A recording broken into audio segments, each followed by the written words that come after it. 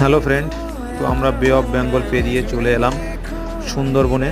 সুন্দরবনের ভিতর দিয়ে ছোট ছোট নদী, এই নদীগুলোকে আঞ্চলিক ভাষায় খাড়ি বলা হয়।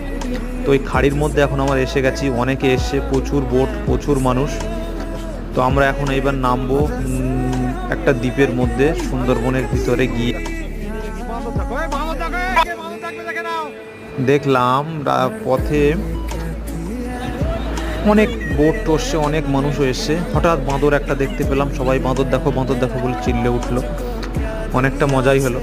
তো যাচ্ছি বোট, প্রচুর মানুষের চাপ, প্রচুর মানুষ এসছে সুন্দরবনে।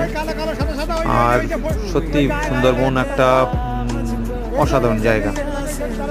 সুন্দরবন বলা হয় যে